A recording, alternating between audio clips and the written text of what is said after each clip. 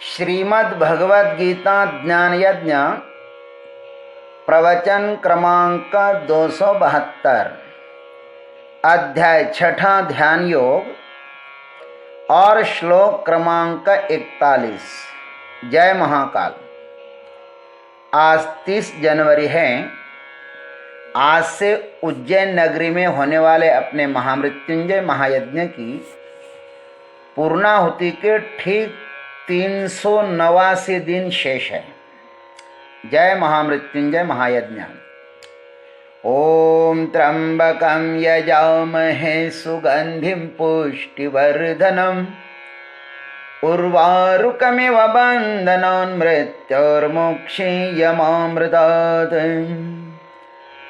सदाशिवसमारम्भान् शङ्कराचार्यमध्यमाम् अस्मदाचार्यपर्यन्तां वन्दे गुरुपरम्पराम्।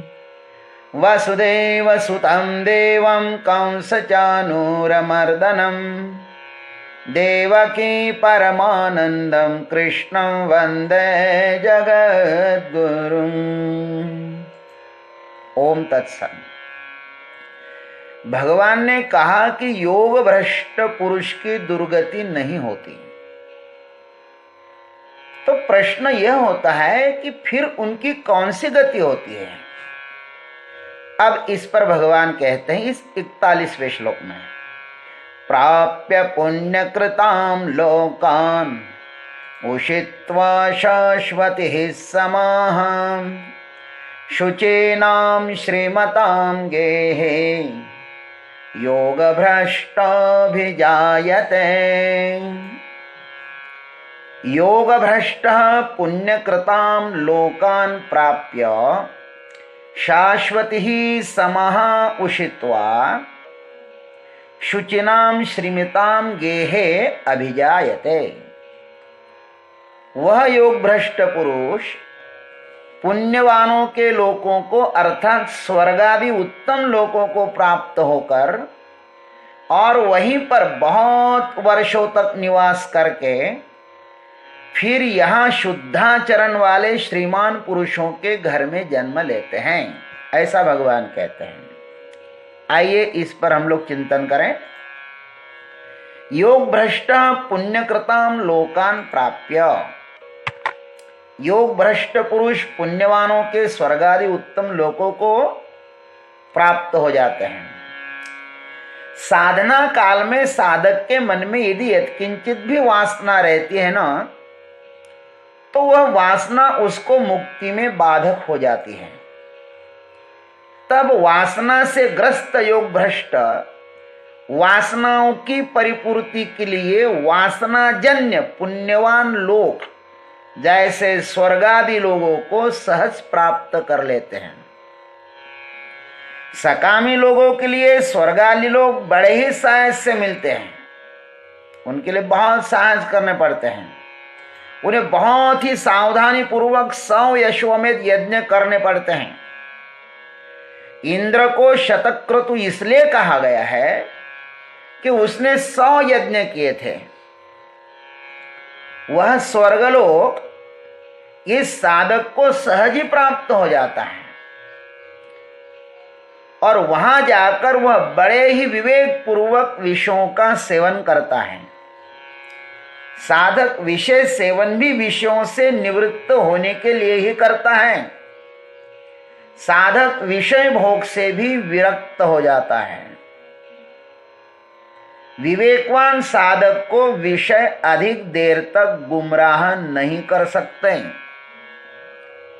विषय भोग अज्ञानियों को अपने में आमूलाग्र डुबाता है और सज्ञानियों से अपने से दूर ढकेल देता है। ये दो बातें हैं। जो जागृत है वह भोगों को भी योग बना देता है, वह भोगों में फंसता नहीं है। भोग जनित वासना समाप्त होने पर वह साधक पुनः इस मृत्यु लोक में पदार्पण करता है। निश्चित ही वह वैभव संपन्न लोक में से आया है, तो वैभव संपन्न घर में ही जन्म लेगा ना।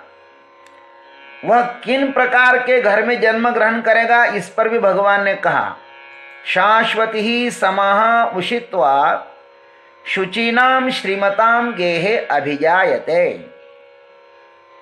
कई अधिक दिन उन स्वर्गादि लोगों में रहकर फिर वे शुचिरभूत संपत्ति वालों के घर में जन्म लेते हैं। भगवान शब्दों का बड़े ही विवेकपूर्ण ढंग से उपयोग करते हैं।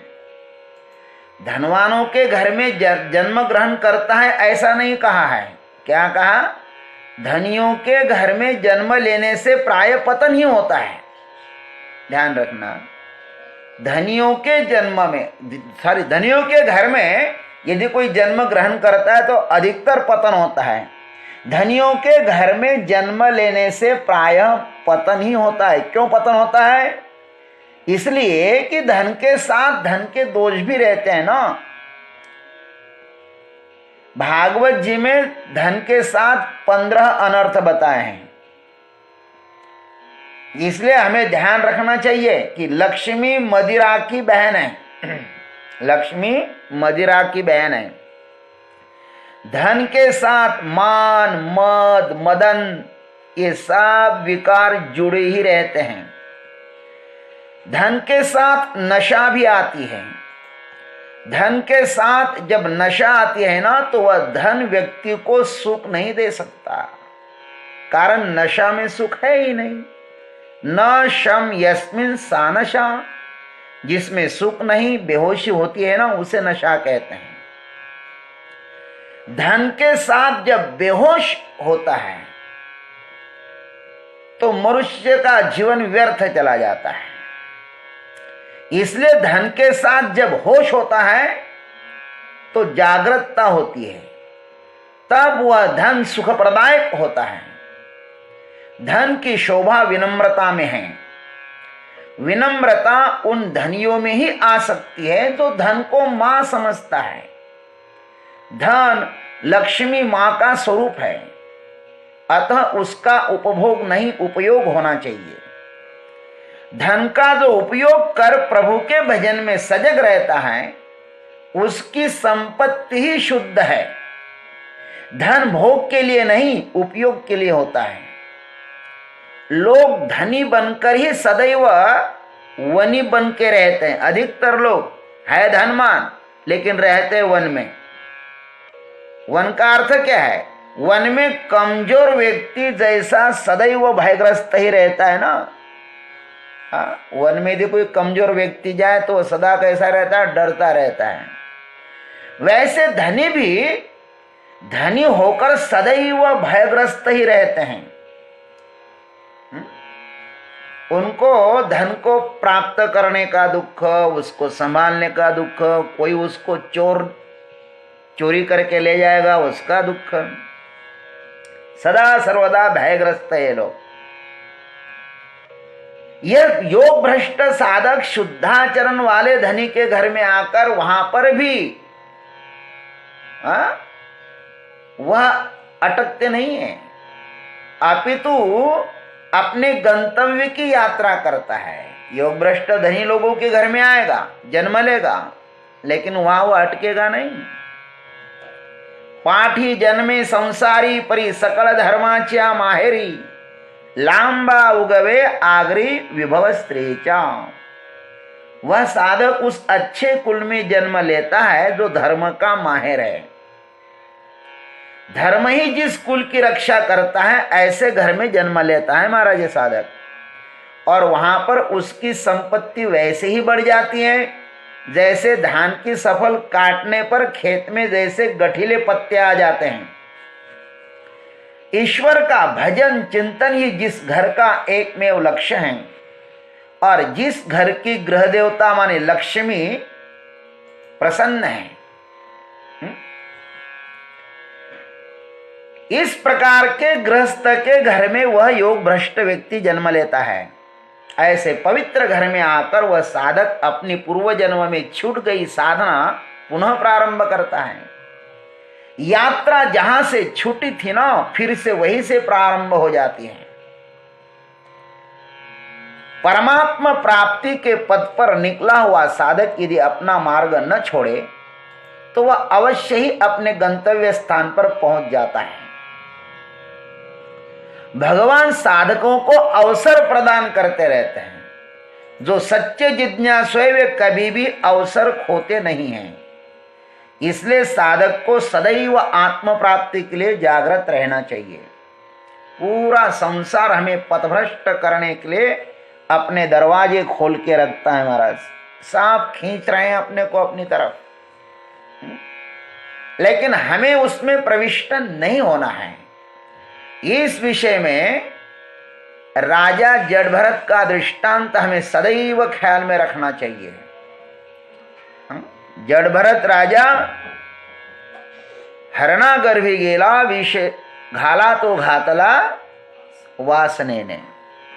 तो हमें हमेशा अपनी साधना के लिए सावधान रहना चाहिए। जय गुरुदेव, जय जगदीश्वर, जय।